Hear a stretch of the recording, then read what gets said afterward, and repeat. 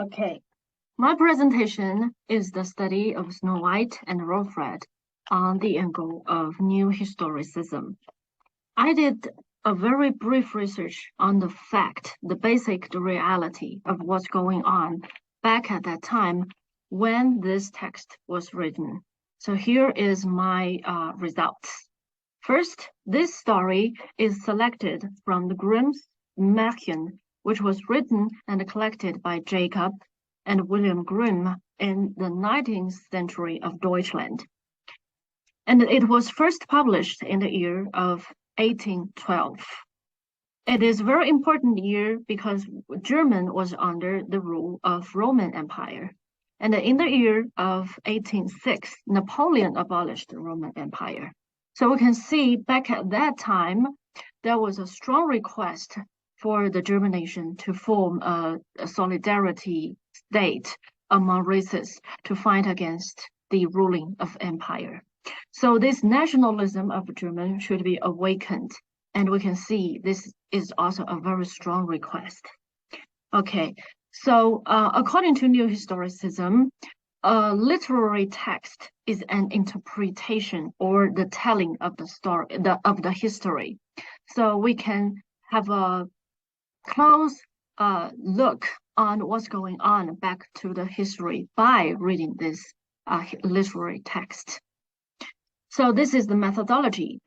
These are the questions that I'm trying to answer according to New Historicism. How does the text promote ideologies that support the prevailing power structures of the time and the place in which it was written or interpreted? And using rhetorical analysis, especially analyzing the text's purpose, what does the literary text add to our understanding of the ways in which literary and non-literary discourses have influenced with one another at specific historical moments? So here I would like to only focus on the characters, the images, and the characteristics of Snow White and Rose Red, these two girls. So first, judging from their names, judging from their appearance, we can see that they are quite different. The first girl is white, but the next girl is red. But still, they share the same characteristics, such as religious, loving, busy, and untiring, as any two children ever were. So even though they are different in their appearance, but still they can live harmoniously together and living happily together. So this is one reflection of how the history can be back at that time to form a strong solidarity and unite together. And the storyline of these two girls are very simple. First, they met the bear, but this bear is a very good-natured beast. So again, even though they are from, different species, but they can still share happy time together. And then these two girls, they met the dwarf. This dwarf had very bad temper, and this dwarf is very ungrateful. But still, this girl is influenced and demonstrate or reflect the religious ideology of the history back at that time, whose assertion is to urge people to be kind and to help each other no matter what happens. So always treat people with kindness. We'll always have the best feedback to themselves. So here is what they behave according to this religious ideology. The first time, despite the dwarf's bad temper, the girls took all possible pains to release him.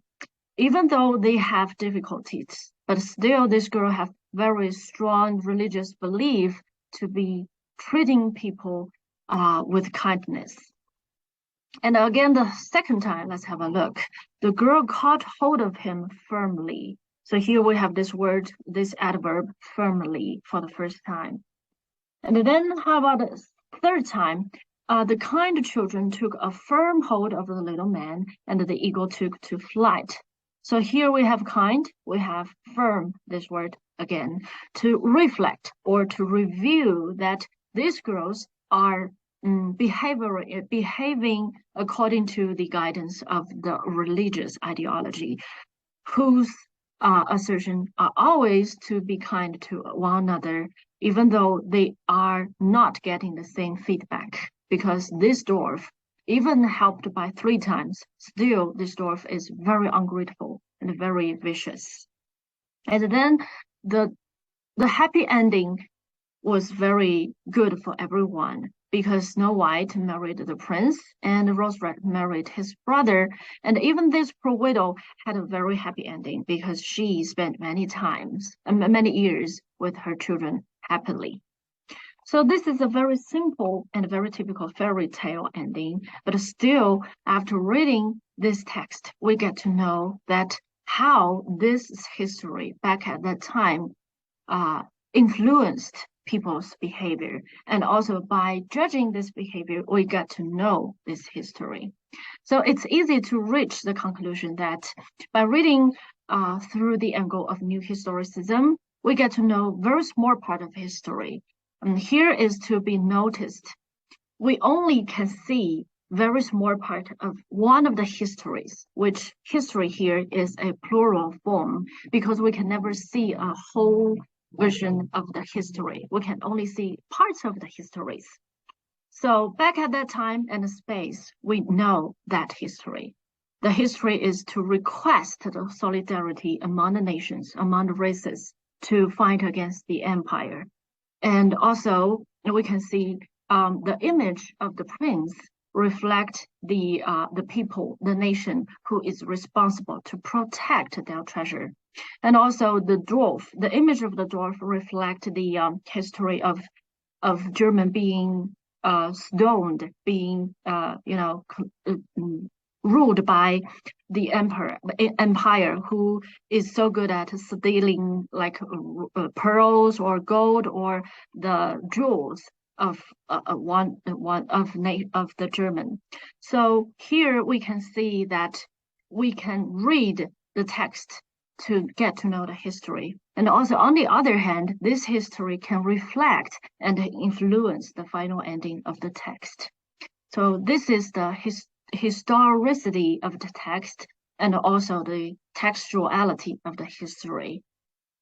This is my presentation.